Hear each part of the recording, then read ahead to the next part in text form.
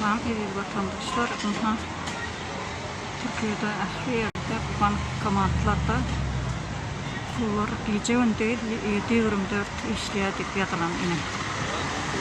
Ben ömrümde kıyfacık tanıştırdım. Şimdi ben esası aytacaklarım Turkmenistan'ın içinde yaşayan vatandaşlarımız bir Türkmen manatını 5 manat çekip alsa da şunu Maňlaýlarına filiyada son diyecek oluyor. Siz erkek vatandaşlar, siz hiç saçan onu etmeyin, o katı bir neme işte.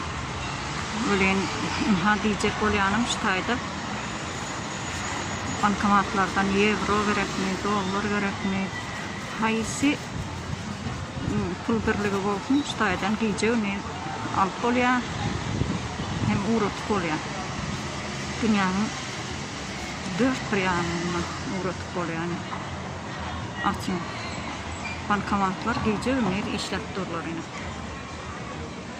Diyecek olayanım şu, Türkmen manatını hiç saçan edip kurban oluyor, haram oluyor, yalakalık ettiğiniz ne, şunu katı bir ayıp, pazor diyenler, şutayda hiç saçana Maňlaýlarına filan oklar, filce kolkana euroda çekip alıyorlar şutaydan.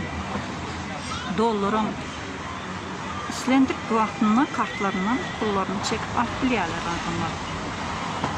Şular filan oklar Maňlaýyna ne çıktı ediyor şunu. Turkmenistan'ın içinde şey diyorlar. O da yalakalığın bir görünüşü. Size haram bu öz cibisinden soğuğu tökmünle veren o mu onu? Sizin öz zahmet hakkınız o. Ne için şunu şey diliyor yani? Görün adamlar. Gece günlük işlep dur. Bankomatlar. Şutayda şey adamlar biz göründük, hiç açanam. Şu adamların Maňlaýyna pul fikap durşularını göründük da adamlar görüldüler falan. Talap edin hakkına da bankomatları düğün oğutlan.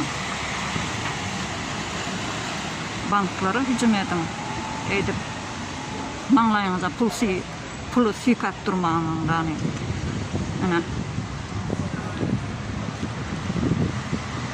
Engelli adamlar üçün, hasta adamlar üçün, şutayda pul çalışığı, gece ünlü işlep durur adamlar.